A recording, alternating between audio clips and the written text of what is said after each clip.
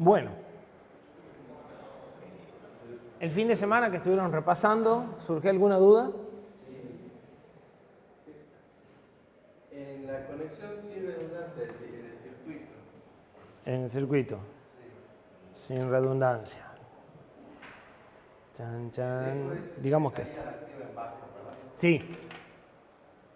Okay. ¿Y en la RAM? Sí. ¿Innecesario que sea la deco?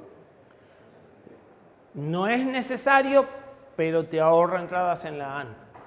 O sea, fíjate que bajó de 7 a 12, no de 7 a 15. O sea, la línea que viene del decor te está ahorrando 3 entradas de la AND. ¿Sí? En el direccionamiento bytes. Sí. Ahí tenemos 2 bytes que sirven para elegir. O sea, si tenemos una memoria de 32 dividida en bytes, tenemos 2 que son para elegir cuánto queramos. Pero mi duda es, ¿el address bus cuenta esos 2 bits o no los cuenta? Qué buena pregunta. En realidad el address bus no tiene a 0 ni a 1. No salen en el address y se accede directamente a palabras de 32. O sea, la memoria físicamente estaría organizada en 32 en este caso. O sea, acá debería de poner una memoria de 8K por 32, ¿sí? El data es de 32 y el A0 y el A1 lo usan el micro para seleccionar el byte cuando le hace falta. ¿Se entiende? O sea, la memoria está organizada físicamente en 32, pero cada byte tiene una dirección. Como la memoria físicamente está organizada en 32, vos la accedes con datos de 32. Entonces, el address dice ser desde el A2 a la A32 y no existen el 0 y el 1. ¿Se entiende? En realidad es un cambio de nombres, o sea, cuando te manda el valor 1, vos accedes a una fila de 32 bits y le entregas la fila de 32 bits. Pero él puede distinguir cada uno de los cuartos. ¿Sí? Entonces, en esos procesadores, el address base es de 30, del 2 al 32. Y en este caso que está ahí, yo tengo la RAM y la ROM. Sí. Esas dos forman lo que es la memoria principal, ¿verdad? Correcto. Entonces la ROM tiene que tener una velocidad de lectura rápida. O sea, Igual que la RAM. Sí. ¿Y así? Más o menos, sí. Pero que importa que el tiempo de acceso es constante, ¿verdad? Para que sea... Lo más significativo es que el tiempo de acceso sea constante. ¿Por qué? Porque si el tiempo de acceso te quedó, o sea, si no conseguiste una ROM lo suficientemente rápida, en general, por lo menos la última vez que vi esto en físico, que fue en el Z80, o sea, eso que tenían en la placa, acá, en el control bus, hay una señal que se llama wait, que te permite introducir un ciclo o 2 ciclos de reloj del procesador de espera, ¿sí? Indicándole que la memoria va a necesitar un ciclo más. Entonces, si no te alcanza el tiempo de acceso a la memoria, lo que puedes hacer es generar un ciclo de espera fijo, o sea, no es lo mismo que el asincrónico donde vos le decís ya está, fijo, para darle tiempo a la memoria. En el Z80, por ejemplo, el tiempo de acceso, o sea, cuando vos veías los diagramas, esos diagramas que mostramos, estos diagramas, que son genéricos, cuando vos veías estos diagramas reales del Z80, las lecturas de instrucciones demoraban un poquito más de t, porque acá aparecía además el ciclo t de reloj, ¿sí? Y te decía cuántos t tenés desde acá hasta acá. O sea que eso de que la memoria demora un t como hicimos nosotros es una burda mentira. Entonces, en los accesos a instrucciones tenías un T y medio, y en los accesos a datos tenías solo un T, porque las ROM solían ser un poquito más lentas que las RAM. Y con eso podías zafar de tener que poner ciclos de espera. Pero si ponías una RAM lenta, podías poner ciclo de espera cuando estabas direccionando a RAM y no cuando estabas direccionando a ROM, por ejemplo. Esos son detalles finos que hay que verlo en la realidad del bus y del procesador que corresponden. O sea, estoy hablando de algo de hace 30 años. Más o menos las ideas seguramente se mantienen, pero sí. Otra pregunta relacionada con la primera. ¿El PC tiene que tener la cantidad de bits del address bus más 2 bits que me permite la selección? ¿O tiene que ser el tamaño de la... Te encanta complicarte la vida. Depende del procesador. Lógicamente el PC debería tener los 32 bits. Si el procesador direcciona 32, debería tener los 32. Pero como normalmente en un procesador de 32 no hay instrucciones de 8, y muchas veces tampoco de 16, no es muy descabellado decir, para poner las instrucciones en direcciones pares, no me compliques la vida, y desaparece un bit del PC. Y después viene alguien muy genial como ARM y te dice, y ya que nos sobra un bit, lo usemos de flag, para distinguir, lo usemos de bandera, para distinguir si estoy ejecutando este set de instrucciones o este otro set de instrucciones, este 32, este 16. Entonces, el bit menos significativo del PC te dice si está buscando instrucciones de 32 o de 16. Hay engendros de los que se te ocurra, ¿sí? Pero en principio es bastante normal que existan, pero sean siempre cero. O sea, a los fines prácticos no existen. O sea, te dicen el PC es de 32, pero todos siempre tienen que ser cero. Bueno, en el registro podés ni implementarlos directamente. ¿Se entiende por dónde viene la idea? La idea es que todo es de 32. En muchos lugares te das cuenta que siempre es 0, o 1 o los dos, y no los implementas. Y después, datos. ¿El dato tiene que ser sí o sí del tamaño de la memoria de datos? O, por ejemplo, puedo usar 2 filas de la memoria de datos para armar datos. Normalmente, armar 2 te corresponde a vos. O sea, normalmente el procesador hace transferencias de palabras para abajo. O sea, a ver, la realidad de hoy es que los micros son casi todos de 32 bits, ¿sí? Y no sé hasta qué punto justifica hablar de micros de 8 o de 16, más allá de, para entenderlos porque son más simples. En un micro de 8, las transferencias en general eran de 8. Creo que en el Z80 puede haber transferencias de 16, de palabras dobles de una sola vez. O sea, una instrucción que te cargue una palabra doble, ¿sí? En los micro de 32 no recuerdo si en la parte de DSP hay una carga doble.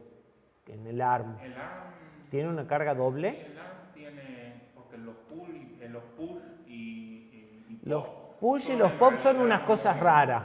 Los push y pop del ARM tienen equivalentes en las instrucciones de movimientos generales. Tienen instrucciones hasta que pueden mover hasta todos los registros, me parece, que pueden mover varios registros a la vez a la memoria, porque usa el mismo mecanismo. Yo creo que hay una carga doble en la parte de DSP. MOV-M. Sí, me parece que hay una carga doble, o sea que te levanta dos direcciones consecutivas de 32 en un par de registros de 32. Lo que pasa es que normalmente... En el Cortex M3, ya, en el set de instrucciones del Cortex M3, para las instrucciones comunes, están los MOV-M, creo que se Por llama. eso, lo que agrega el M3 es lo que ellos llaman DSP, por decir algo así. O sea, operaciones rápidas para ciertos movimientos. Creo que ahí hay unos movimientos múltiples. El tema es que esos movimientos múltiples tienen que tener destino conjuntos de registros. Entonces vos tenés que cargar en R3, R4, R5, porque tampoco podés dejar de elegir al azar. No, yo quiero en R5 este pedazo y en R7 el otro y en R2 el otro. Entonces termina siendo peor el remedio que la enfermedad.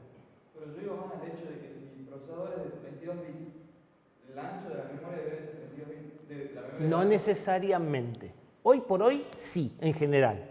Pero vos podías tener, hubo procesadores de 16 bits con bus de 8 y memoria de 8. y hacían, cuando vos querías traer 16, porque si traían 16, armaba 2 accesos consecutivos, o sea, multiplexaba el bus, para ahorrar pines. Hoy casi no se usa. Hoy al contrario, digamos, tu memoria es supuestamente de 8 y traes de 32. O sea, tu base es de 32. Hablando de microcontroladores, ¿no? En PC hay cosas mucho más extrañas. Además, las direcciones de memoria son cada 8. Claro. A pesar de que el base es cada 32 o 64. Sí, en general hay algunas transferencias múltiples muy particulares. La tendencia, o sea, RISC-V, por el contrario, te dice no. Hace varias transferencias individuales. Cuando haces la transferencia múltiple de LAN, también te lleva varios ciclos. Claro.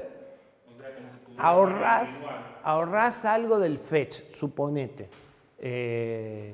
RISC-V dijo, sí, pero hay otra forma de resolver eso, no vale la pena. Y, por ejemplo, RISC-V seguro no va a haber transferencia múltiple. Seguro. Va en contra de los principios de diseño. Eso es más para comprimir el código en memoria o algo así. Sí, pero han buscado otras opciones, digamos. El tiempo de ver si era más efectivo o no. Última pregunta. Pregunte. El punto 2 del TP. Sí. ¿Hay alguna memoria ROM? No me acuerdo, lo tengo que leer. En el recreo lo vemos, porque eso lo tengo que leer. ¿Profe? Sí. Pregunta. Toda instrucción tengo que hacer 3 cosas: la fetch, decodificar y ejecutar. Correcto. ¿Y el procesador puede hacer una cosa a la vez? No. O Los procesadores que vamos a ver nosotros pueden hacer una cosa a la vez. Los procesadores actuales pueden hacer varias cosas a la vez de varias instrucciones. Claro, pero puede estar 2 fechas al mismo tiempo, no puede hacer. Los que nosotros vamos a ver, no. Pero los que nosotros vamos a ver, ¿pueden estar decodificando uno y haciendo el fetch de la siguiente instrucción? Tampoco. ¿Por qué? Primero, porque depende de la arquitectura si tiene la capacidad de hacerlo o no. Pero además, si vos empezás a buscar instrucciones antes de terminar de ejecutarlo, los saltos te crean un problema enorme. Lo que buscaste no sirve cuando saltás. Entonces, eso se llama pipeline, se hace. Nosotros no nos vamos a meter en pipeline. Si quieren ver pipeline, arquitectura de computadora, ven pipeline y ven todas las consecuencias de los pipelines. Por ejemplo, ¿qué va a pasar con los saltos? Y entonces empezás a predecir saltos. Creo que lo voy a tomar y busco por este lado, creo que no lo voy a tomar y busco por este lado, y se arma todo un mundo de posibilidades y de complicaciones. ¿Sí? En los micros chiquititos, la tendencia que plantea justamente RISC-V como arquitectura es, no, hagamos una cosa sencilla. Si haces una cosa sencilla es más fácil subir la velocidad de clock. Entonces, hace un procesador sencillo y hacerlo correr a 200 megas en lugar de a 50, haciendo ese tipo de cosas. Y deja eso para procesadores de alta velocidad que necesite o que justifique. ¿Sí? De todas formas, cuanto más fácil son las instrucciones, más fácil es predecir los saltos o resolver los saltos lo más pronto posible para no buscar instrucciones que después no vas a ejecutar. Okay. Y la última pregunta. Cuando nosotros vimos el SRC1, Sí. una de las instrucciones cuando hacíamos el fetch era traer solo la última parte del... Una de las transferencias, porque la instrucción es lo que estás haciendo. Sí. Una de las transferencias era traer solo los últimos 15 bits o 16 bits del registro. Correcto, por el bus interno. Porque tengo el IR, Sí. pero a eso yo tengo que pasarlo con puertas para quedarme solo con el último y extenderle el 1. Y a ver, extender el 1 es un cortocircuito, ni con puertas necesitas. Okay. Y necesitas pasar por un buffer tree state como pasabas antes, nada más que en lugar de tener conectado. O sea, en el registro MDR vos tenés el registro y el buffer. ¿Sí? Y tenés conectado así. Cada bit con cada uno. En el IR hiciste así. Eso es todo. Pero eso es para un tipo de instrucciones, pero si yo quiero el otro tipo de instrucciones... No vas a tratar de tener más de uno o dos. ¿Pero qué vas a poner? Otro buffer.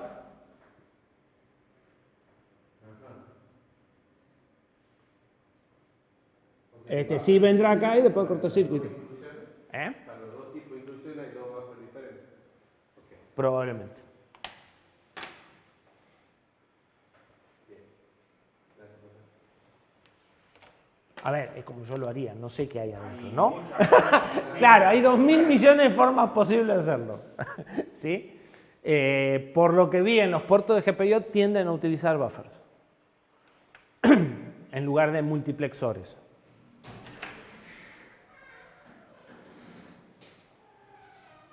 Bien, ¿y esto por qué se murió? ¿Más dudas? ¿Ya estamos? ¿Seguro? Bien.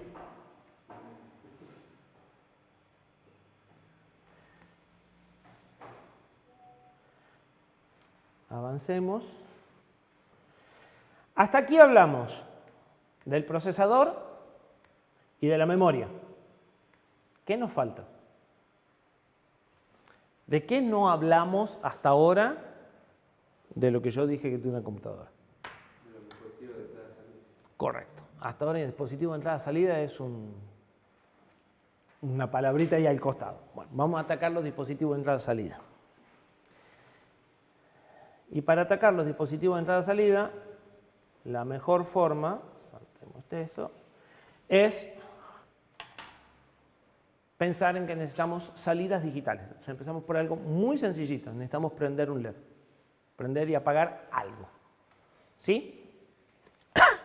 ¿Cómo hacemos para prender y apagar algo desde un microprocesador?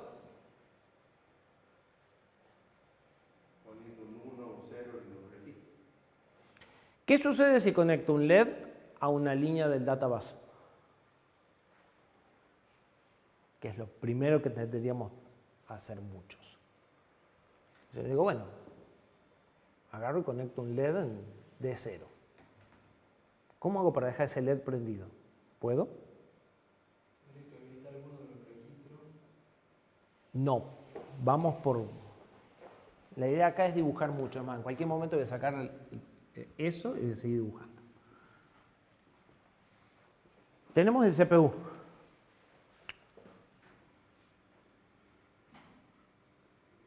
Con el MAR y el MDR.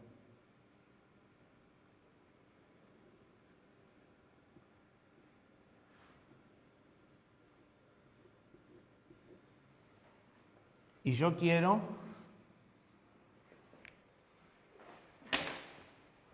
un felpón que escriba.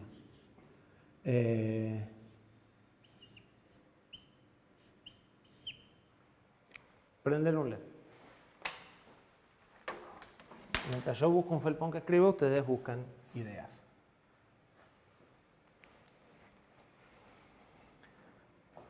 Esto es D0 a D7, A0 a A15. Y acá están las memorias, ¿no? Porque el procesador tiene que leer y escribir el programa y tiene que leer y escribir las variables. Pero ahora además necesito prender un LED. Puedo agarrar una de las líneas de datos y con un buffer TT conectarlo al LED. ¿Por qué con un buffer? Y para que yo pueda elegir cuándo se prende. Yo cuando lo habilito y cuando no lo habilito está desconectado. Y si está desconectado no lo puedo mantener prendido. Yo quiero prender o apagar un LED a voluntad. ¿Se entiende? Los datos que viajan por acá persisten durante una fracción de tiempo. Si yo trato de mandar esto directamente acá, va a prenderse en el momento en el que se prenda. Es más, se va a prender contra todo acceso. Es lo que dice, bueno, no, lo aíslo para que se prenda justo en el momento que yo quiero. Listo, se va a prender una fracción de tiempo y se vuelve a apagar. Pongo esto es un registro con un email. Lo que tengo que poner es un registro.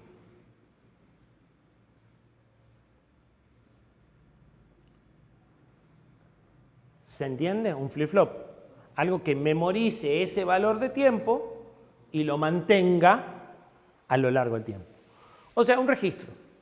El mismo tipo de registro que hemos puesto acá adentro, porque el juego que estamos haciendo con esto es muy parecido al que ya hicimos acá para guardar valores. Entonces,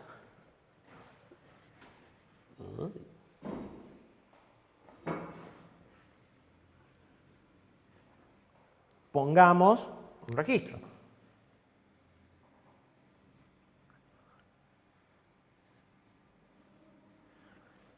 ¿Cómo lo conecto? ¿Qué entradas y salidas tiene el registro? De 0 a D7, lo conecto de 0 a D7 del registro. Correcto. El clock. De 0 a D7 lo conecto en las entradas de datos. Los cubos de salida solo necesito. El enable lo consideramos como entrada también. Vamos por parte. Vamos por algo fácil. ¿Dónde conecto el LED? En los Q.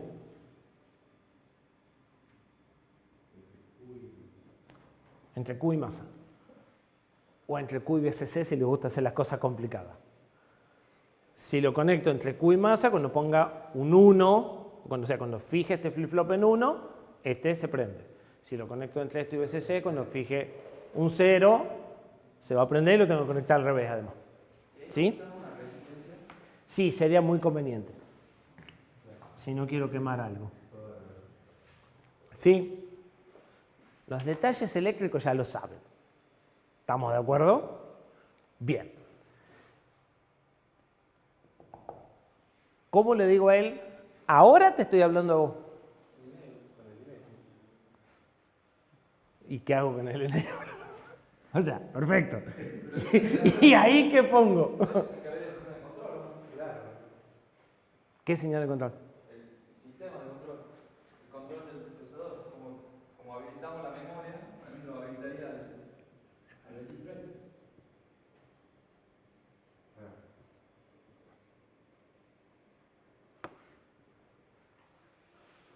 Claro, El request iría al enable del registro. ¿Este? Sí. ¿Así? no, tendría que hacer una especie de OR o AND entre MEMP request y read write. Pues tengo que elegirlo y además decirle si quiero escribir o no. Este se tiene que activar solo cuando quiero escribir. Claro.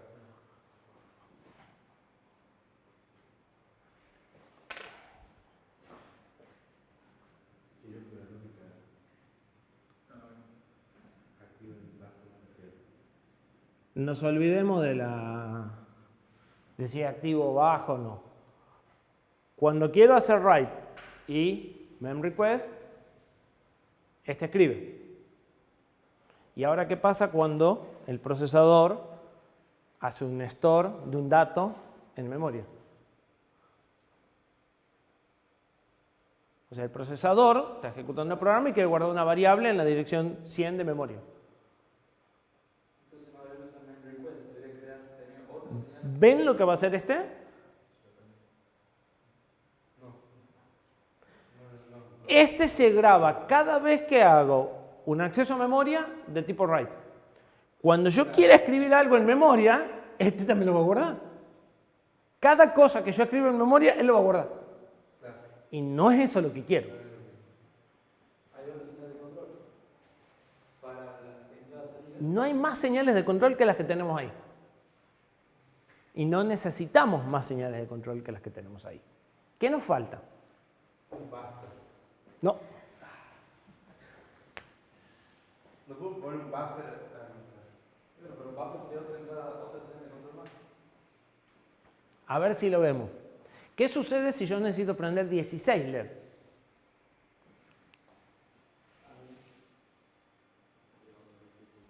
Pongo otro registro más. ¿Y cómo hago para decirle vos o vos? Con una O. Con una A. Y que entra en AR.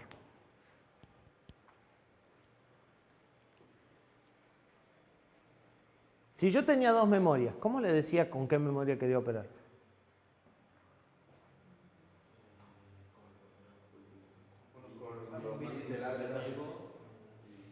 ¿Y por qué no podemos usar lo mismo? ¿Por qué no le podemos poner a este una dirección que no sean las que están ocupadas por memoria? ¿Se entiende? Entonces yo tenía un mapa de memoria. Sigue siendo lo mismo que la ROM y que la RAM, nada más que de una sola fila. ¿Sí? Entonces yo tengo la RAM acá y la ROM acá. Puedo decirle asigno esta dirección, alguna fácil, la FF00, a él.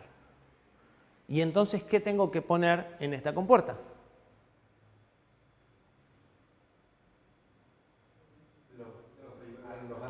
Los 15 A3 bus con una configuración, algunos, esto es una super compuerta, algunos negados, otros derechos, para que esto reconozca FF00.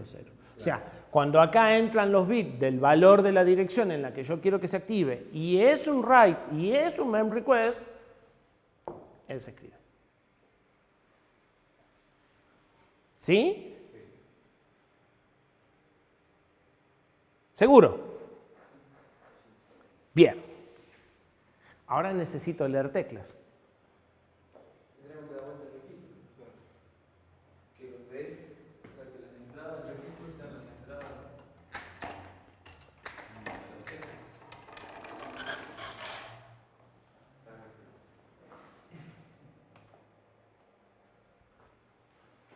Tendría que dar vuelta al registro.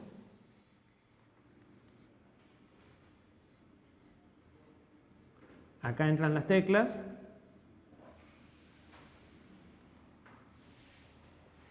Y esto viene acá. ¿Así es? Estas son las Q. Si es el data, ¿verdad? Y este es el data. Acá era data arriba y Q abajo. ¿Seguro? Entonces yo no podría leer de uno y escribir en otro al mismo tiempo. ¿O sí? ¿Cómo? Yo no podría a la vez prender un LED que recibir la señal de un pulsador, porque no estaría haciendo un cortocircuito en el data. Pues tengo que poner dos datos. No entiendo. Porque, supongamos, yo quiero. Es que usar la entrada o No podés leer y escribir una posición de memoria tampoco. O sea, tratar de leer una posición de memoria y... Claro, lo hacen 2T distintos. O lees o escribís. Si no, O sea, no vas a poder leer y escribir al mismo tiempo la tecla. Sí, pero lo vas a hacer con una fracción de tiempo que en principio no te preocupa. ¿Se entiende? Se supone que lo que vas a estar controlando está 4 o 5 órdenes de magnitud abajo de los tiempos de ejecución del procesador. Si no, tenés un problemón que se resuelve únicamente con FPGA, creo. ¿Sí? Sin embargo, eso tiene un problema serio. Ah, que siempre está activa la salida, ¿no? Esto no es true state. ¿Y necesitamos un registro? Ahí sí podría poner un buffer directamente. O sea, esto debería ser un buffer, no un registro. Pero sí necesitaría habilitarlo con una adresa.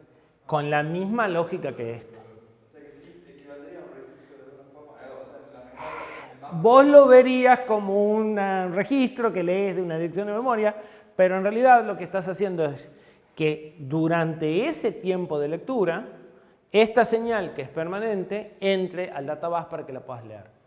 Y después la aislás hasta que quieras volver a leerla. ¿Sí? Entonces, ¿y acá qué va? Una compuerta igual que esta, que podría tener la misma dirección,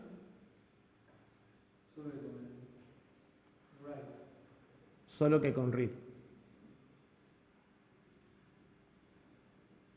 Entonces, cuando escribo acá, cuando leo acá, y fíjense que estoy leyendo dos cosas totalmente distintas.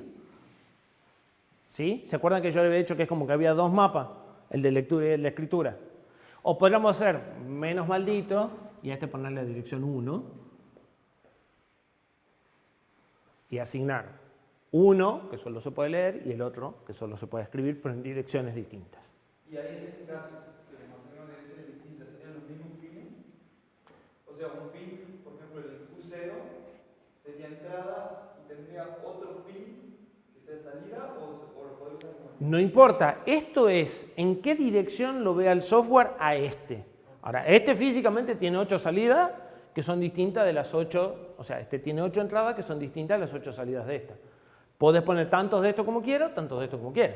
Pero hacer eso me permitiría de alguna forma leer y escribir en el mismo T. No ganás nada.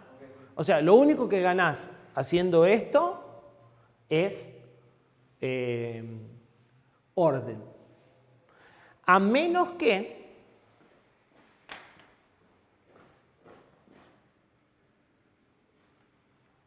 vos lo que quieras es saber el estado de tus salidas.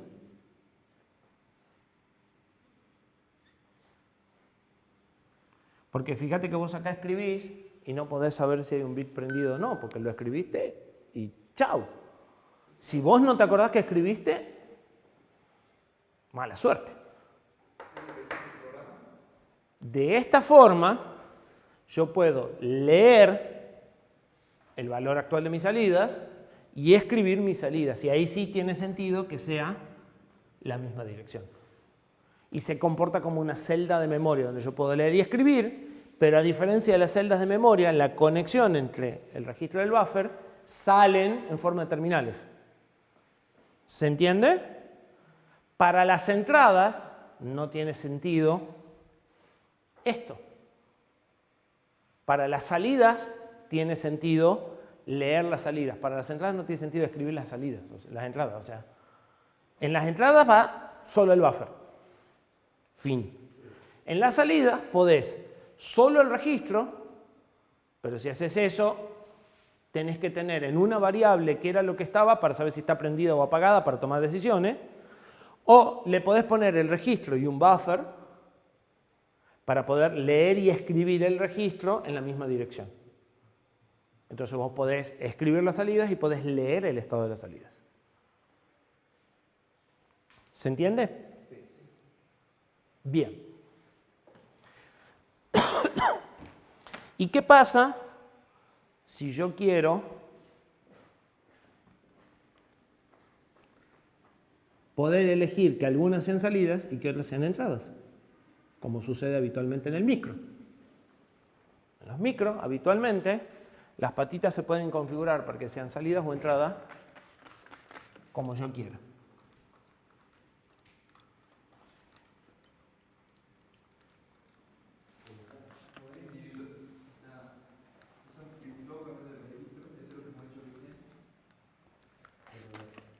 La parte de la conexión al CPU está clara, ¿verdad? O sea, si yo dibujo esto,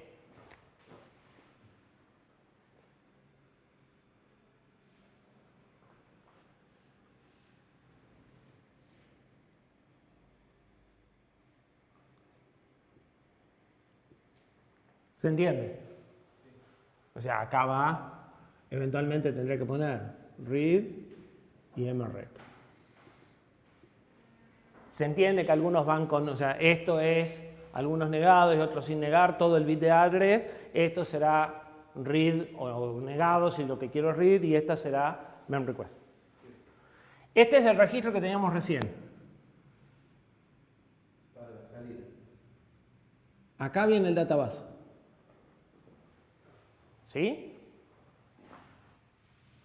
Estos son los data, estos son los Q.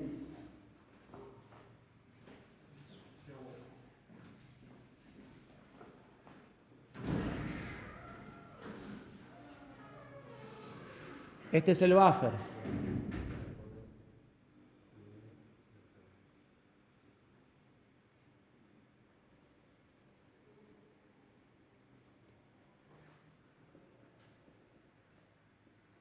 Este está en la misma dirección que este para que cuando leo la salida. ¿Hasta ahí estamos? Bien. Esto debería de venir acá y este debería venir acá. Así como está, estos son salidas, ¿verdad? Yo escribo acá, acá se pone un valor y puedo conectar esto. Sale al terminal de la cápsula y yo puedo poner acá un LED y prenderlo. ¿Sí? Ahora lo que quiero es que uno de estos sea entrada.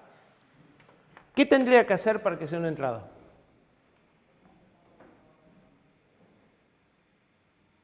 ¿Qué sobra? El de la izquierda. Tendría que venir y cortar esto, dejar esta conexión a la patita. Para hacerlo más feliz vamos a hacer que la conexión a la patita esta sea esta.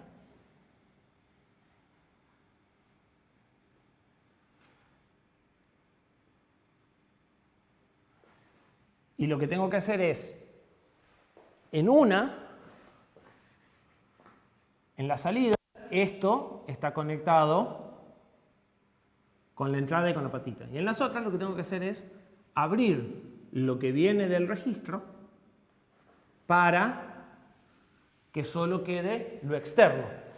Y si eventualmente tiene que quedar flotante, que quede flotante. ¿Se entiende? ¿Cómo puedo hacer para conectar esto con esto a voluntad? A veces sí y a veces no.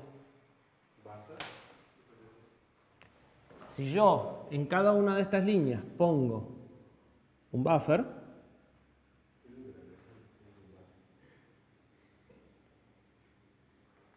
puedo decidir, vos estás conectado, vos te abrís. ¿Estamos de acuerdo? Bueno, ¿y ahora cómo hago para manejar esos buffers?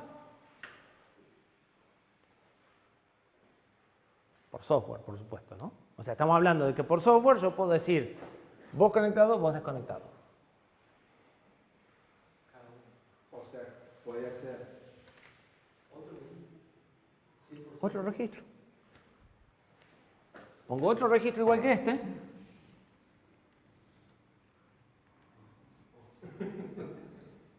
Database. Idéntico. Conectado a su buffer de state en la dirección 2. ¿Sí? ¿cómo? Esto, Eso sí, idéntico. Otro. pero no es el mismo buffer que el que está puesto ahí. No. Este se llama Juan y este se llama Pedro. No, pero me refiero al buffer que... Sí, físicamente, o sea, son el mismo, pero tengo dos buffers. No, pero ese buffer que usted...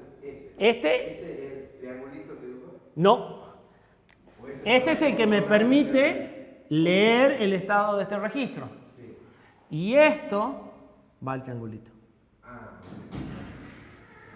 Lo que antes usaba para prender el LED, ahora lo uso para prender los buffers. O sea, hay tres buffers. Este para leer este para leer este, y estos para desconectar este de este. ¿Se entiende? Ahora tengo un dispositivo con dos registros. Un registro de datos y un registro de control. Que ocupan dos direcciones habitualmente consecutivas. O sea que esto es +1 en general. Entonces, si esto está en la 1000, esto está en la 1001. O este está en la 1000 o este está en la 1001. Pero los dispositivos los vamos a poner normalmente seguiditos. Si yo escribo en decido si el bit de este es salida o es entrada. Si yo escribo en este y es entrada, no pasa nada, se memoriza, queda acá, pero no causa ningún efecto. Si yo escribo en este y es salida, se prende la patita. ¿Se entiende? Fíjense que cada dirección de memoria tiene un comportamiento específico, o sea, escribir en la dirección 1000, en el bit, en este caso todos los bits tienen el mismo comportamiento, pero escribir en este bit de la dirección 1000 sirve para hacer una cosa, y escribir en este de la dirección 1000 sirve para hacer otra, y leer puede significar leer el valor que escribiste antes o leer el valor físico que tenés de salida. ¿Sí?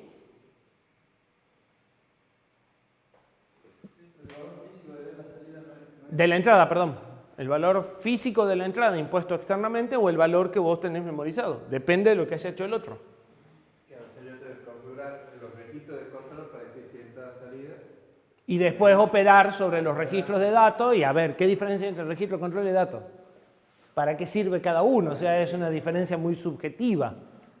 Básicamente son lo mismo.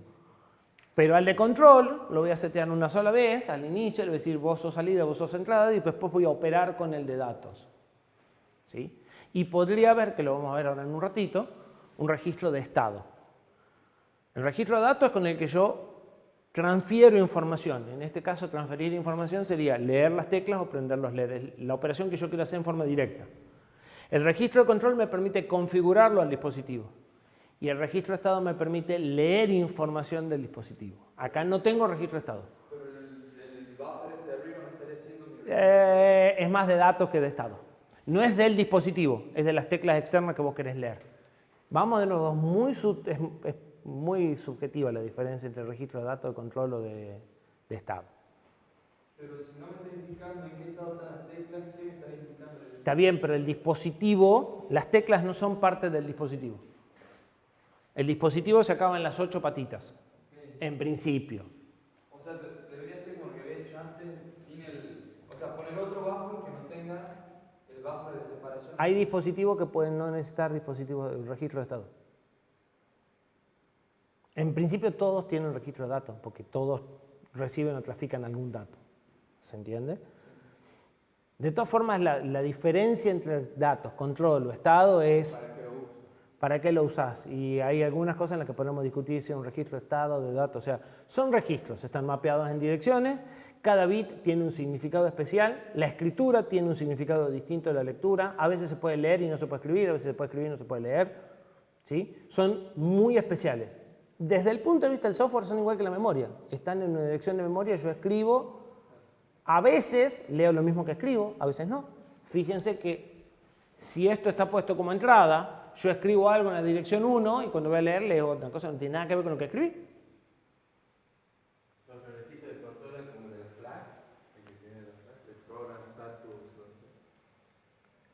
¿Cómo? Un registro de control sería como el que tiene las flags, las banderas que habíamos visto. Pero eso es propio del estado del programa. Ese registro sirve para saber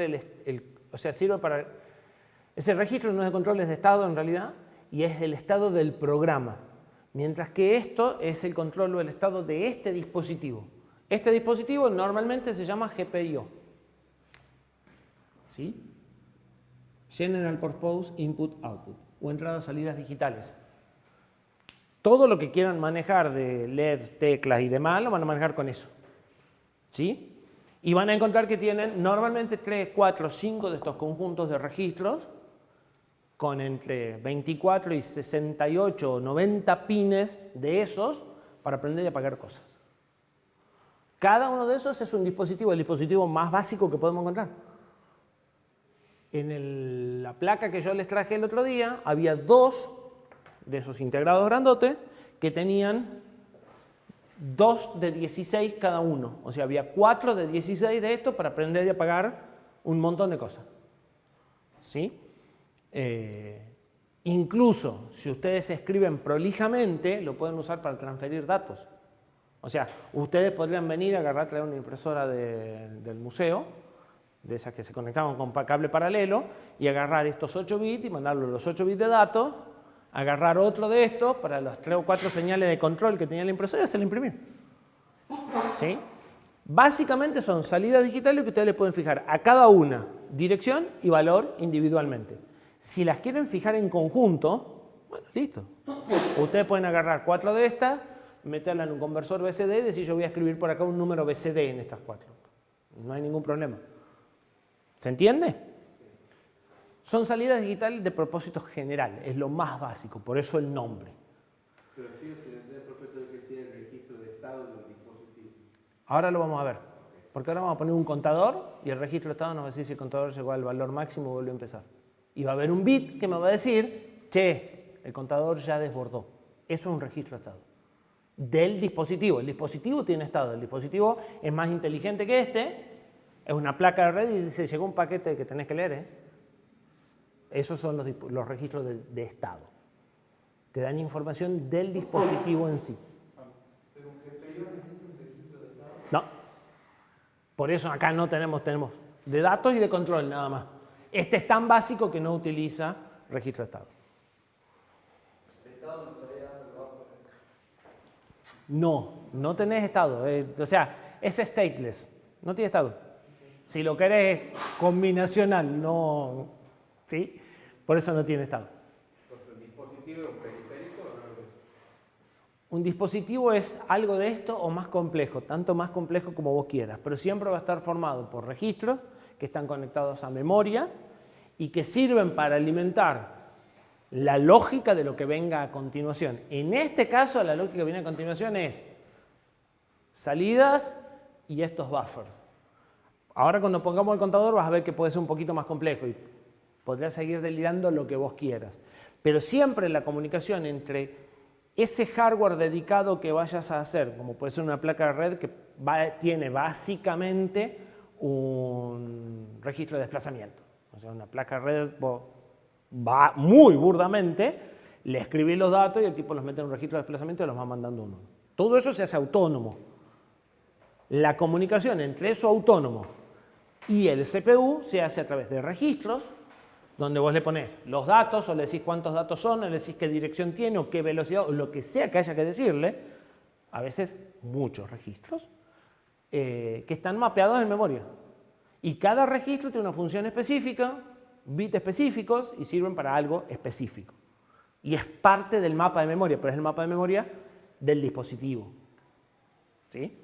Vos necesitas saber en qué dirección está y a partir de la dirección base que se llama, o sea, a partir de la primera dirección que ocupa el dispositivo, ¿qué está? En la que sigue, en la que sigue, en la que sigue, en la que sigue, y para qué sirve cada uno. En la RAM te alcanzaba con saber que era de tanto a tanto y era RAM. Acá no, acá necesitas muchísima más información para poder operar con los dispositivos de entrada-salida. ¿Se entiende? Bien. Hagamos una pausa. Y a continuación conectamos un contador al que podamos resetear, hacerlo contar para arriba, hacerlo contar para abajo, elegirle la fuente de clock, todo por software.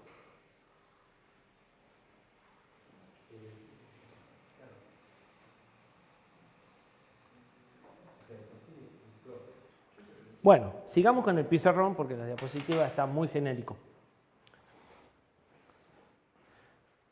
Este es el que no escribe.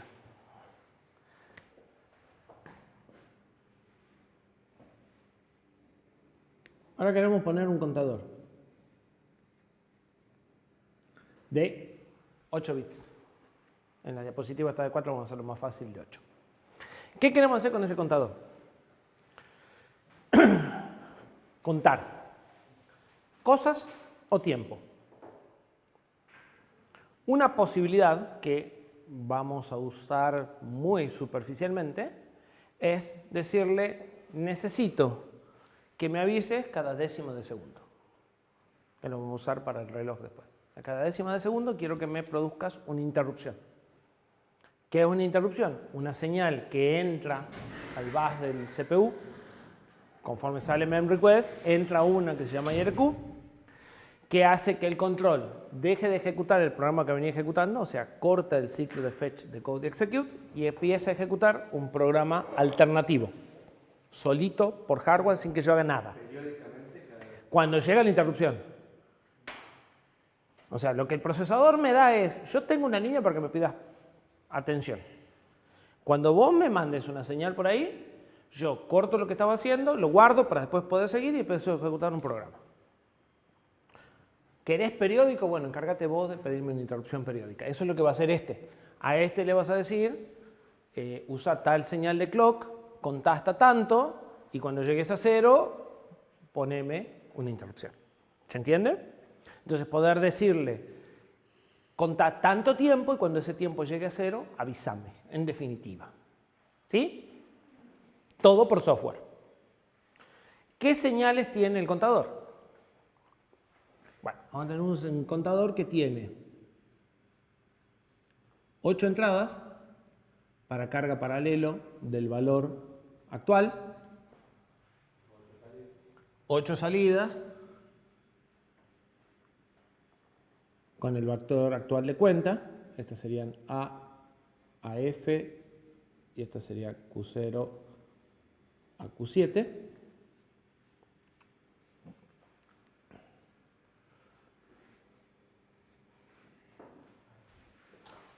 Déjenme que vea el machete.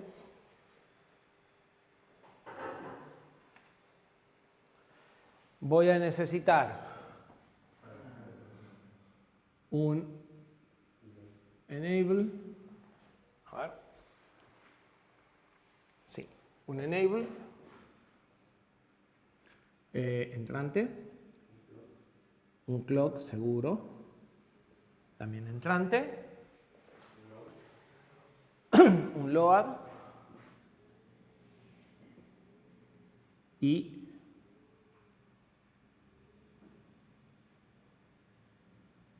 un reset, vamos a suponer que lo tiene, y un carry out.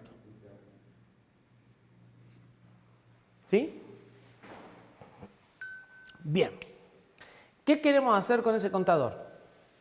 Queremos cargar el valor inicial por software, habilitar la cuenta a partir de un clock interno o externo. O sea, podemos elegir 2 fuentes de clock.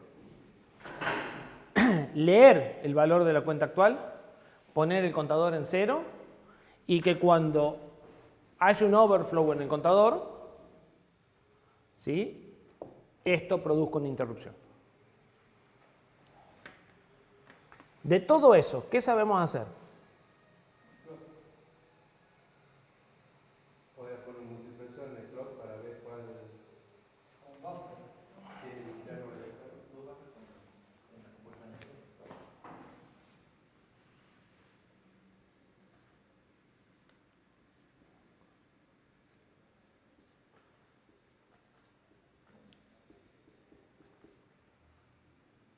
¿Una de esas señales siempre está conectada? ¿O no? Sí. O sea, que puede poner un buffer directamente. Que la interna llegue siempre y que la externa. No. Ah, no, porque tal vez tenga que sacar. Te podrías poner 2 buffers. 2 buffers es la larga lo mismo que un MUX. ¿Qué más? ¿Sabemos leer el valor actual de la cuenta? Sí, igual que... ¿Qué tengo que poner? ¿Qué tengo que poner? Un buffer. ¿No era que buffer era la respuesta siempre? Y está ahí picando y no. Tengo que poner un buffer para que esto que es salida permanente pueda entrar al database. El contador tiene salida igual que el registro, 0 o 1. Yo necesito aislarlo. ¿Sí? ¿Estamos de acuerdo? Y esto ya puede ser de 0 a D7 las señales del database. Pero tengo un enable. ¿Qué pongo acá? Claro, pero también tengo que hacer con mem request y read. Sí, lo mismo que en el otro, exactamente. mrec más dir1 más read o write. Read. O sea, profe, nosotros vemos el contador como una dirección de memoria más tarde. Claro. Y lees el valor del contador como leías las entradas, como leías la salida de flip-flop. Todo lo vas a leer de la misma forma. ¿Sí? ¿Estamos? Bien. Y ahí se acabó lo que sabíamos hacer. ¿Cómo escribimos el contador? Con registro. ¿Por qué? Para que yo tenga el valor y cuando yo quiera le doy enable y se pasa al load. Le doy load y lo que venga por el bus él lo memoriza. El contador también es un registro. ¿Sí? Yo podría mandar directamente acá de 0 a D7 y a esta le pongo la compuerta de mrec, la misma dir y write. Y entonces escribo, cargo acá, leo, tomo ese mismo valor. O sea, lo mismo, nada más que en lugar de un registro es un contador. Pero la parte que estoy usando se comporta igual que con el registro. ¿Estamos de acuerdo? ¿Hasta ahí se entiende? ¿Seguro? Bien, ¿y cómo hago ahora para darle reset, enable, mover el multiplexor?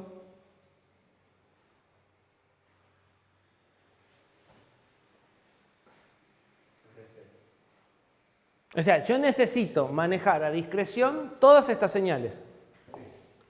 La salida después vemos. Vamos por las entradas. O sea, las entradas acá. ¿Necesito habilitarlo o no? ¿Necesito elegir la fuente o no? ¿Necesito darle reset o no? Está bien, podría escribir un 0, pero quiere que lo resete. ¿Cómo consigo esas señales?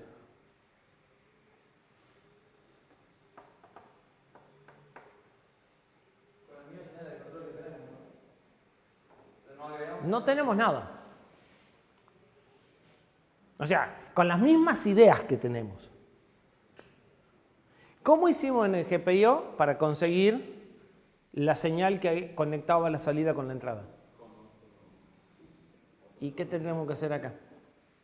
La misma historia. Tenemos que agarrar y poner otro registro. Ahora sí, registro. En principio con su buffer.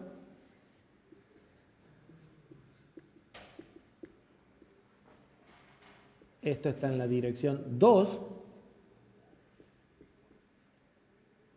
Y ahora tengo 8 patitas que puedo utilizar para manipular cada una de las señales. Este sería el registro de control del contador. El registro de control del contador. Y este es el registro de datos. ¿Sí? Y en esto yo manipulo a este. ¿Sí?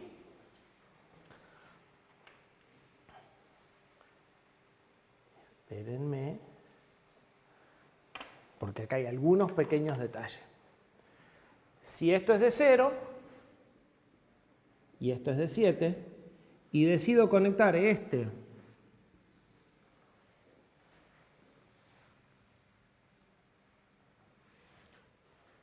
cuando yo escriba un 1 acá, se borra este.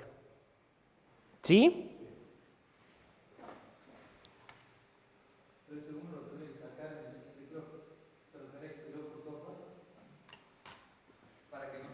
Esto tiene memoria.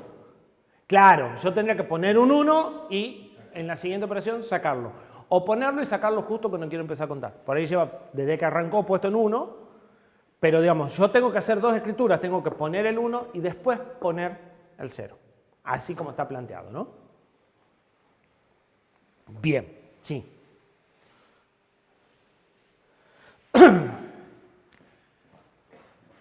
Por compatibilidad con el dibujo al que vamos a llegar, me voy a saltear el bit 2 y el bit 3 lo voy a usar para habilitar.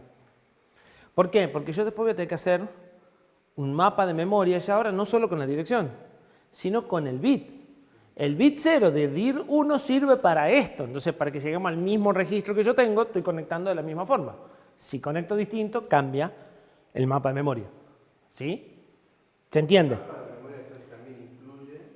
En los registros de entrada-salida, sí. Depende del registro de entrada-salida. En el de GPIO no hace falta. Todos los bits son iguales, pero acá cada bit es una cosa distinta. Entonces, te tengo que decir no solo la dirección, sino el bit. Incluso te tengo que decir si es de lectura, de escritura o de ambas cosas. ¿Sí? Bien. A este lo vamos a usar para elegir el clock.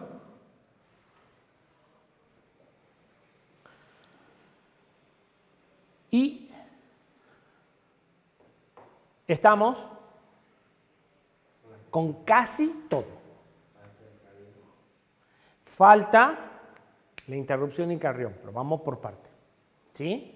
Salvo eso, puedo escribir un valor, puedo leer el valor, puedo arrancar y parar la cuenta con este, puedo borrarlo con este y puedo elegir la fuente de clock con este. ¿Sí?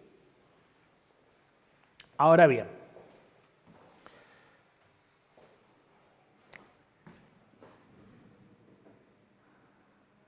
esta señal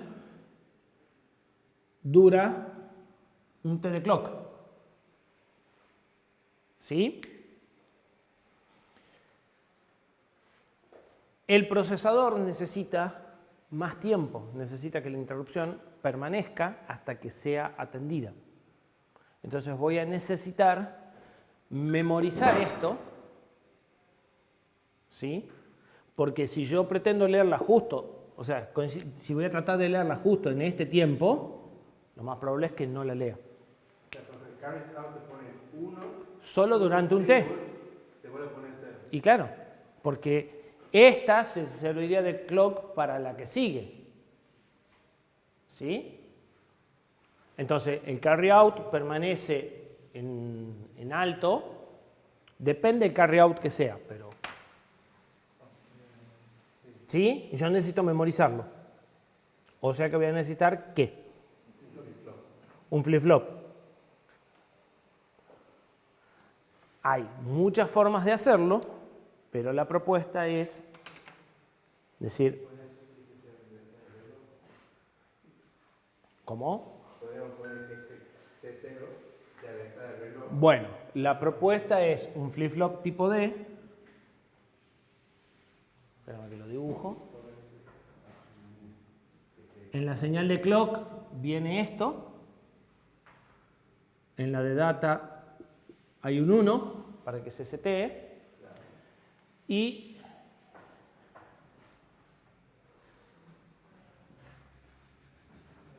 ahora necesito borrar esto. Por software, una vez que me enteré que vi la interrupción. ¿Se entiende? Esto se mantiene en 1 hasta que yo por software le digo, ya está. Ya atendí el pedido. Entonces, por software necesito borrarlo este flip-flop. Este flip-flop se setea automáticamente, pero necesito borrarlo. Por software. ¿Qué registro? El bit 2. Creo que era el 2 el que íbamos a usar. No, no es tan sí, tranquilo. No, no es el bit 2, es el bit 4. El bit 4 viene acá. Ese es el bit 4. ¿Sí? Sería 0, 1, 2, 3 y 4. Sí, tenés razón, 4, no 3. Y además quiero que esta señal produzca o no interrupción también por software. Con una AND. Esto es lo que se va a la interrupción del procesador. O sea, eso se va al CPU. Si yo acá pongo un 1, esto pasa. Y si pongo un 0, no pasa. Y acá voy a poner el bit 2.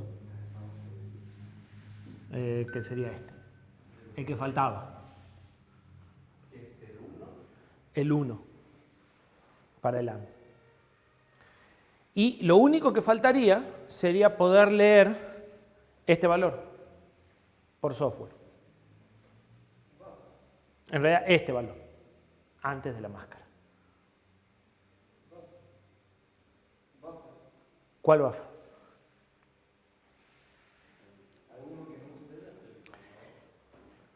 En el bit 7 voy a cortar y voy a usar este del bit del buffer para conectar acá.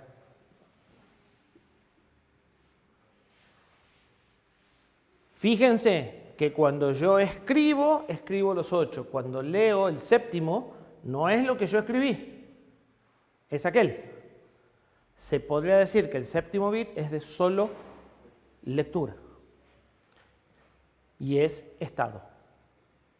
Me está diciendo si desbordó o no el contador. ¿Se entiende?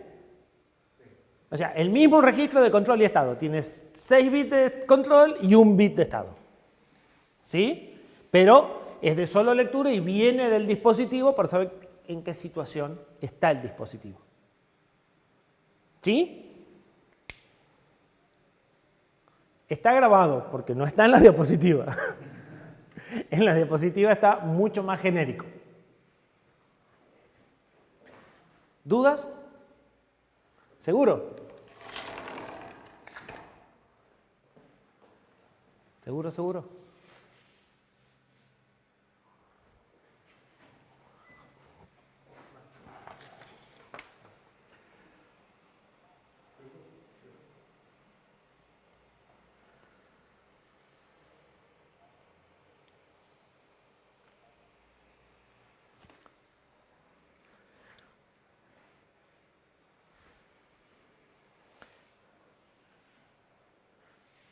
Lo que acabamos de plantear, repaso, y de paso vemos las diapositivas, no hay grandes diferencias. Queremos cargar el valor inicial en el contador. ¿Podemos? Sí. Escribimos en una dirección. Habilitar la cuenta a partir de un clock interno o externo. Sí, tenemos control con el multiplexor y si habilitamos o paramos la cuenta. Bueno, inhabilitar la cuenta es lo mismo. Leer el valor. Sí, podemos en esta dirección. Poner el contador a 0, tenemos un bit para ponerlo a 0, aunque también podemos escribir 0, ¿no? Y con el overflow del contador, indicar esta situación en un bit de estado, que es este, antes de la compuerta. Pedir interrupción, si ponemos 1, ese bit sale a pedir interrupción, si no solo lo leo yo, pero no pide interrupción. Y con una señal de acknowledge se borra y vuelve a la situación normal, que es con esto. Todo por software sobre el registro de control. ¿Sí? Y habilitar y deshabilitar la interrupción, que es este. ¿Sí?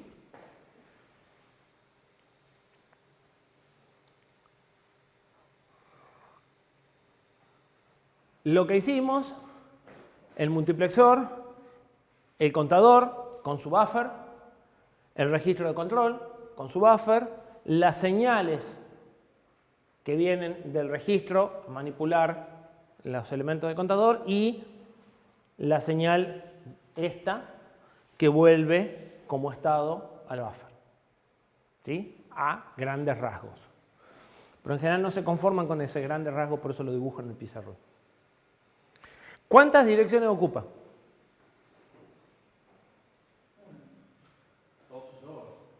Dos. La del contador y la del registro de control y estado.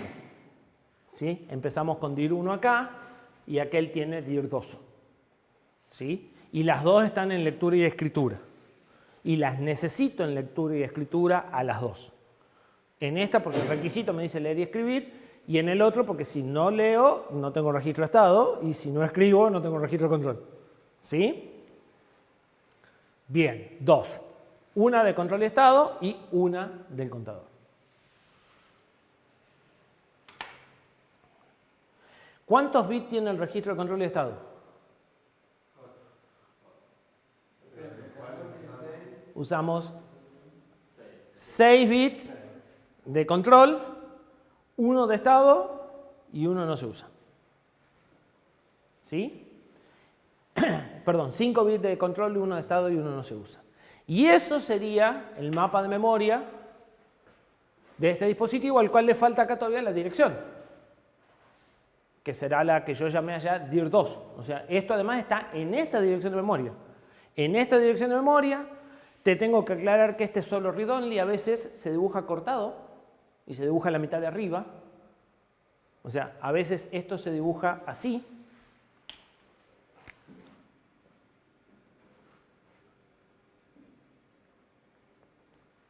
Entonces se pone status no disponible. A veces se dibujan dos rectángulos, read y write con la misma dirección. A veces se le pone un asterisco acá que dice read only, o algo por el estilo. Pero lo cierto es que este bit es solo lectura. Los otros son de lectura y escritura. ¿Cómo hice eso? Desconecté un pedazo de registro. ¿Sí? Y todavía me falta, además, saber si un 1 o un 0 borra o no, porque si esto es interrupción en bajo, por ahí lo que tengo que poner es un 0 porque esta es una OR. Y entonces el 0 es el que habilita la interrupción. O sea, a la larga esto es el detalle de toda la electrónica que tengo por detrás para poder manipularlo al dispositivo. ¿Sí? Con esto ya no necesito esto. ¿Qué me va a dar el fabricante en los manuales? Eso. Y un diagrama de bloque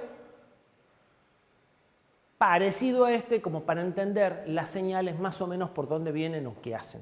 Es un diagrama de bloque un poquito más detallado. Por ahí para la clase que viene les puedo mostrar el diagrama de temporizadores de un micro, para que vean que están los registros y las señales, y bueno, estas señales para esto a grandes rasgos, ¿no? Como para que cuando llega el momento de ver estos registros, se entienda un poco mejor esta señal de dónde sale y a dónde va y más o menos qué función tiene. Y suele haber una descripción de esta señal, ¿sí? Pero lo que necesitan en realidad es esto y esto. O sea, ¿en qué bit está? ¿En qué dirección está? ¿Y qué valor tiene que tener para hacer lo que ustedes quieren hacer? Y todo eso está sujeto a las conexiones que hayan hecho adentro. ¿Por qué más? Porque enmascara la interrupción. Porque si pones un 1, porque esto es activa en nivel bajo, o sea que está al revés. Si pones un 1 no tenés interrupción y si pones un 0 sí. Entonces, cuando vos habilitás, o sea, normalmente en un enable vos esperás un 1 y en una máscara vos esperás un 0 para que el dispositivo esté activo. Cuando lo enmascarás es porque con un 1 lo sacás de servicio. Te ayuda a saber cuál es el valor que esperas. Si vos esperas una máscara, quiere decir que funciona al revés. Y hay muchas cosas que las interrupciones normalmente se enmascaran, no se habilitan. Supongo que viene de que trabajan con lógica inversa. Entonces vos pones un 1 en la máscara y dejás de tener interrupciones.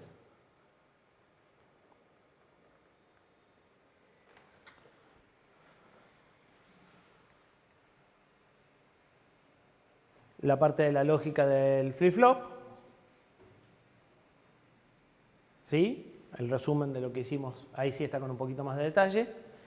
Sí es una máscara, sí es activa en nivel bajo y sí es una OR. ¿Sí? O sea que funciona al revés de lo que habíamos dibujado acá. Y si tienen ganas de entretenerse, pueden dibujar todo esto junto con la RAM y la ROM. Bueno, esa es la hoja esa enorme que vieron el otro día. ¿Sí? No está todo conectado. En algún momento hay que hacerlo. Acá no lo vamos a hacer, pero en algún momento eventualmente hay que hacerlo. ¿Cómo se maneja esto?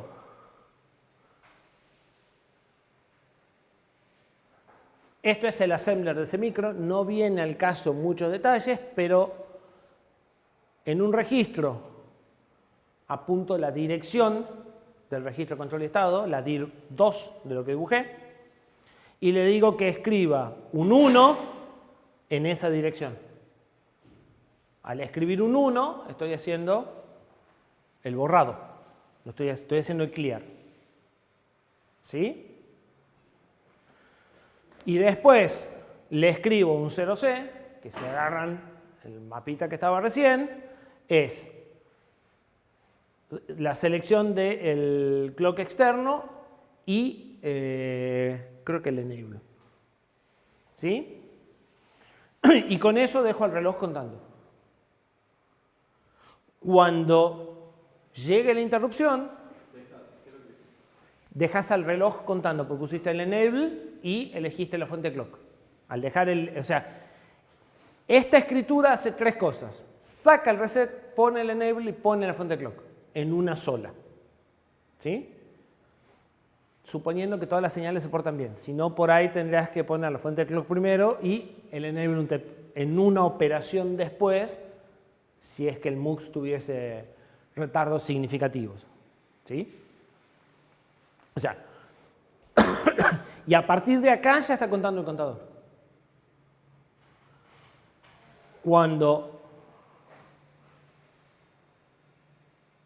Para pararlo, escribo, mantengo el bit de selección del MUX, pero saco el bit enable. O sea, saco el bit 4, por eso paso de C a 8. Lo escribo en el mismo lugar y paro la cuenta.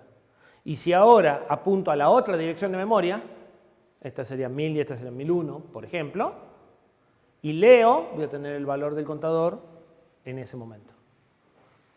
¿Sí?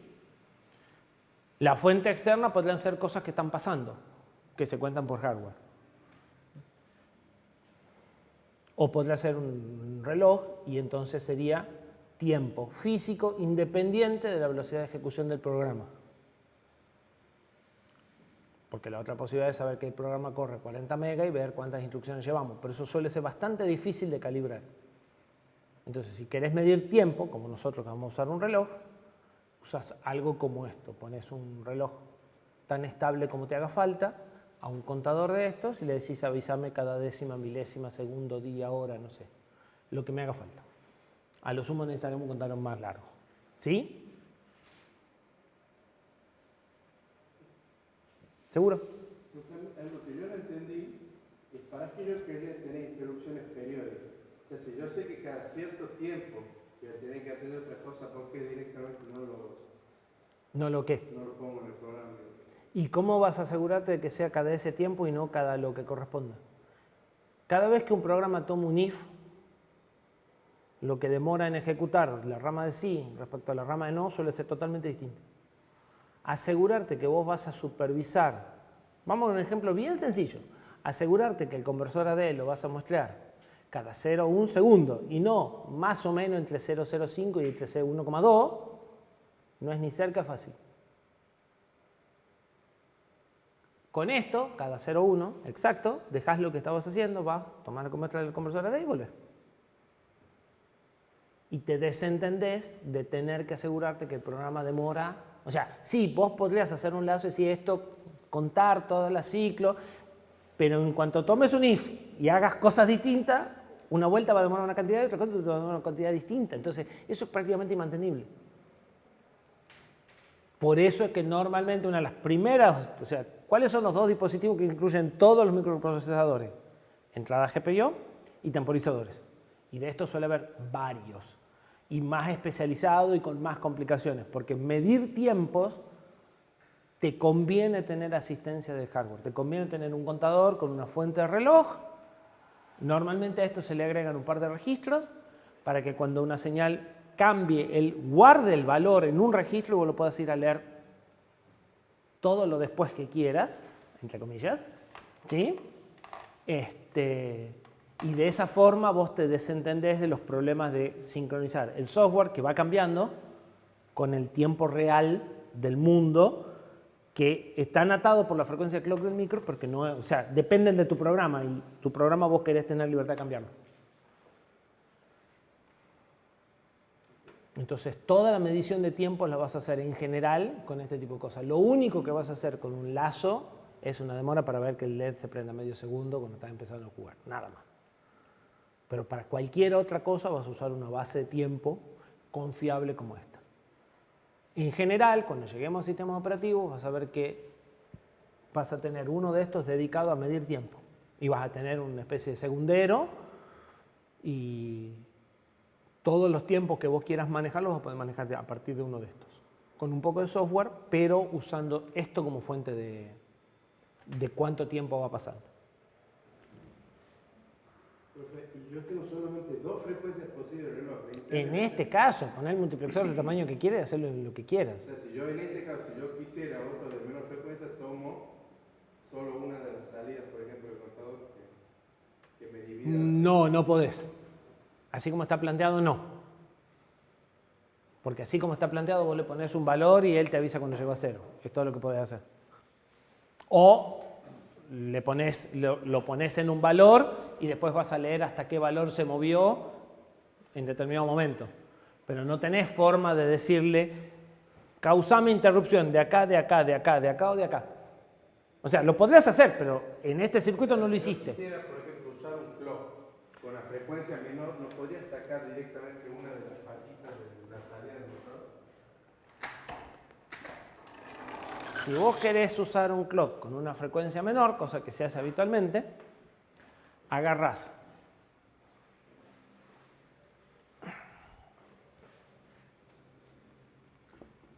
otro contador,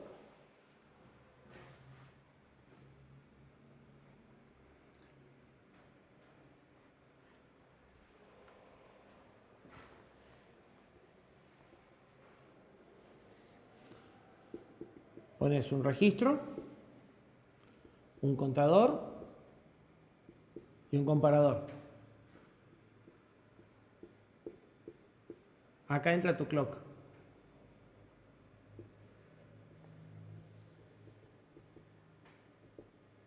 Y esto es tu señal de clock para allá. Y acá le decían cuánto querés dividir. ¿Querés que esta sea F? Acá pones 0. ¿Querés que esto sea F sobre 2? Acá pones 1. Acá pones 4, esto es F sobre 4. Esto se llama prescaler. Es un divisor programable. ¿Sí? Y a este registro, adivina dónde lo pones. En una dirección y lo configuras. ¿Sí? Entonces, ahora ya tenés 3 direcciones. La del prescaler, la del control y la del contador principal. Y acá lo que vos pones es el valor máximo del contador en realidad. Y eso te permite configurar un factor de división flexible. Un módulo de temporizadores normalmente tiene un prescaler. ¿Para el reloj interno y para el externo? Sí, depende, pero sí. A ver, todo depende si lo vas a meter al interno y esto vas a mandar al MUX, o si vas a poner el MUX acá y esto es lo que vas a hacer. En general creo que los externos no tienen prescaler, o sea, entra vos con lo que vos quieras, porque los externos muchas veces se usan para contar eventos, cosas físicas que provienen de un sensor. Entonces no te conviene usar el prescaler. Para tiempo ya tenés un clock bastante bueno interno, ¿para qué te vas a complicar? O sea, la única posibilidad de decir, no, mi clock interno es muy malo, sería que hagas un reloj. El clock interno anda en un 2% de error, 1,5%, con el mejor de los ajustes, y bueno, pues un reloj es un poco malo. Así todo, ponerle un cristal y ya está, arreglaste tu clock interno y se acabó. O sea, es más fácil todavía. Entonces es muy raro que lo que venga externo sea realmente una frecuencia clock. Suelen ser sensores los que entran por los clock externos. O señales sincronizadas con algo. Un clock que esté sincronizado con algo, pero normalmente es para contar cosas. Pero el micro siempre usa el clock interno. No, el micro para correr sí. Sí. A ver, el micro tiene un módulo para manejar su fuente de clock enormemente complejo, en donde vos podés elegir, tenés algo parecido a estos prescaler, tenés unas PLL en realidad, o una FLL, o sea, enclavamientos de fase o de frecuencia, para hacer, ¿no saben lo que es una PLL? PLL sí, FLL. Bueno, funciona más o menos igual. Yo no sé exactamente el detalle, pero por alguna razón los micros más nuevos usan FLL en lugar de PLL. Con lo cual pueden, a partir de un clock de un cristal de 32 kilos, generar una señal de 80 megas, ese tipo de cosas. Y suelen tener varias fuentes de clock que entran al PLL, que pueden ser un oscilador RC interno, un cristal de bajo costo, que es lo que se utiliza para los relojes, 32 kHz, un cilindrito chiquitito, o cristales de mayor estabilidad, de 40, de 80, de 120 megas. Entonces vos podés elegir la frecuencia, podés escalarla para arriba o para abajo, escalarla para abajo te hace ahorrar pila, por ejemplo. La diferencia generalmente entre un PLL y un FLL es que el comparador del PLL es un comparador de fase. Y vos tenés una señal de referencia que tiene una frecuencia muy distinta a la señal de un oscilador interno que es el que tratás de controlar. El error va a ser periódico y eso tiene un filtro en el sistema de control y no va a poder regular el oscilador. Entonces, si tenés un comparador de frecuencias, cuando las frecuencias son distintas, tiene o más o menos según la frecuencia sea mayor o menor y se queda estable. Entonces, si tenés una señal cuando es un PLL nomás, generalmente lo que se hace es agregarle cuando no está controlando, cuando la señal de error está desenganchada, un generador que le da una onda triangular al oscilador controlado para ir variando la frecuencia hasta que se acerca al rango. Que se enganche. Pero si tenés un comparador que distingue si tiene una frecuencia próxima o la frecuencia superior o inferior, ya eso no hace falta, porque directamente queda clavado el error arriba. Eso lo que te permite es que sea más fácil el proceso de setup del reloj.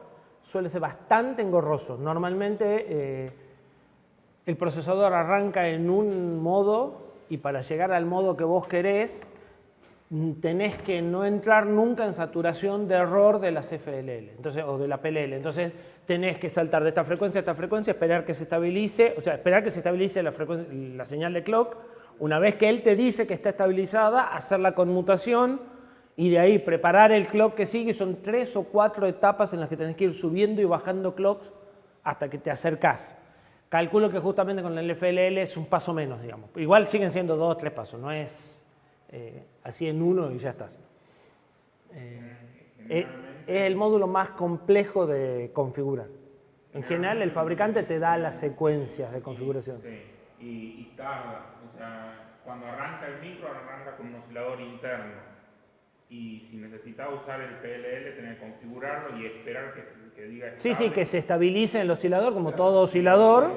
Y generalmente cuando está estable, recién cambia. Y muchas veces tiene un vigía que está conectado al clock interno, que si detecta que el reloj no avanza, sí, que no, o sea, lo vuelve a cambiar al reloj interno para que se pueda recuperar el programa. Porque si no, el tema es que se te clava el micro y ahí quedó. Y si lo reinicias, como va a seguir la misma secuencia, se vuelve a clavar en el mismo lugar. Si el oscilador de cristal no está bien, depende de un cristal externo y un par de capacitores generalmente. Si ponen mal los componentes, puede demorar mucho en arrancar o puede, ante ciertas... sí, por ahí, los días de frío no anda. Y si están dando, no tiene un vigía, están dando con el cristal y ocurre algo que cambie un poquito la ganancia del oscilador y demás y se clava, el programa queda congelado en la instrucción que está y no se mueve más. Entonces ese otro sistema lo reinicia. O lo reinicia, que se llama watchdog, o cambia de... Algunos tienen un sistema que vigía que cambia al clock interno para que siga ejecutando. ¿Y esa configuración del clock se lo hace por software? ¿En el código? Todo es por software, sí. Todo es distinto para todos los microcontroladores es distinto. ¿Cómo es la pregunta? ¿Se lo hace cuando yo escribo el código en alguna inicialización? Sí. ¿O cuando yo lo programo? Cuando vos lo programás, transferís nada más que el programa. A los micros más simples, que son los PIC, sí tenían una configuración, pero eso no tienen PLL ni nada, tienen la configuración del origen del reloj que la programás cuando lo programás. Pero esos son como registros de control, pero que están en EPROM y durante el proceso de programación escribís algunos registros, por ejemplo, para decirle cuál es la fuente de clock. Cuando es eso, pero ya para el módulo, exactamente. Cuando haces eso se llaman fusibles, son distintos de los registros y son micros muy simples los que tenés que usar así. Generalmente lo que hace es decir, si usa los PIC tenían opción de un reloj RC o un cristal o un resonador cerámico, entonces usás las patitas del reloj no tenían reloj interno muchos de ellos incluso. Digo tenían, pero siguen vendiéndose los PIC, son micros muy simples. Y en algunas de esas cosas se detectan también por pull-ups en determinados pines. O sea, cuando se energiza, con ciertos pull-ups le podés decir que estás usando un clock externo con tal frecuencia cristal y el tipo arranca automáticamente ciertas cosas, en algunos. Los micros modernos. En los micros modernos en general todo es por programa. Lo único que se escribe en una dirección, que yo sepa, en una dirección específica, es un valor de ajuste para el oscilador interno. El oscilador interno normalmente tiene un más o menos 25% de error. Entonces, para lograr llevarlo a algo un poco más decente, porque los módulos de comunicaciones con más o menos 25 error no andan, lo que se hace es durante la programación, con una ROM, a muchos, se les hace generar una señal de clock. El programador mide la señal de clock, calcula un factor de ajuste y lo guarda en una dirección de flash. Entonces vos, por programa, lees ese factor de ajuste. Algunos, los más nuevos incluso que yo recuerde, eso ya viene ajustado de fábrica en una ROM fusible, en una PROM. Entonces ya no se borra. Antes, como estaba en una ROM, cuando vos lo borrabas, perdías el valor de ajuste. En los más nuevos le han puesto una dirección de PROM y el ajuste está hecho en fábrica, pero grabado hardcodeado, por decir así. Y no se pierde nunca más. De hecho, algunos micros, los últimos que yo usé, hace un tiempito ya, tenían un número de serie único. O sea, en una dirección de memoria había un número de serie único. O sea, había un código que te decía la familia, había un código que te decía el fabricante y había un código que te decía el número de identidad del dispositivo, que están grabados en fábrica. O sea, esos son PROM que se graban en fábrica. Pero después, cuando lo programás, lo que haces es cargar el programa, o sea, en la flash, poner lo que vos codificaste. En general, el fabricante te da rutinas para configurar el clock. O sea, lo vas a escribir vos copiando algo que te dijo el fabricante. Te dan un ejemplo. Sí, te dan un ejemplo. Y a veces hasta O una librería directamente, de todo llamar. Y a veces algunos fabricantes te dan un configurador que te escribe. hay algunos fabricantes que tienen configuradores fáciles, que últimamente también hasta funcionan, en donde vos, disculpame, los de Freescale que usábamos nosotros jamás andaban. Ese es el problema. Era un desastre. Además, el código que generaba estaba mal. Y vos ibas y leías el manual y decía una cosa distinta al código que había generado. Entonces, claro. O sea, ¿qué hacía? Te ayudaba a configurar todos estos registros. Porque algunos módulos tienen muchos registros y cada bit significa una cosa distinta. Entonces son 60, 70 hojas de bits y valores para entender cómo se lo maneja el dispositivo. Y cada dispositivo, o sea, salió en un micro nuevo de la familia y es distinto. O sea, algunos reusan y otros es diferente. Entonces, realmente es mucho esfuerzo entender cómo se configura eso. Tenés que aprender demasiado del dispositivo. Por eso es que los fabricantes te dan o las rutinas de configuración o te dan alguna herramienta para que sea un poco más fácil de setearlo. Pero las primeras herramientas que hacían, generaban el código, porque en realidad siempre se inicializa por código. Eran asistentes para generar los valores y las direcciones, y a veces le pifiaban. Entonces no andaba y era porque ibas a buscar el manual a ver qué era lo que había escrito y decía, pero no es lo que yo quiero hacer. O sea, terminabas igual teniendo que aprender. Hoy no, hoy andan bastante mejor. Por lo menos los de NXP, los últimos que usamos, andan mejor. Y los de ST también funcionan bien, los configuradores gráficos. Les ayudan a no tener que leer las 2000 y pico de páginas que tiene el manual de este tipo de detalles de cada una de las cosas que tiene integrada, básicamente. Bien, estamos. Con esto terminamos el tema 2.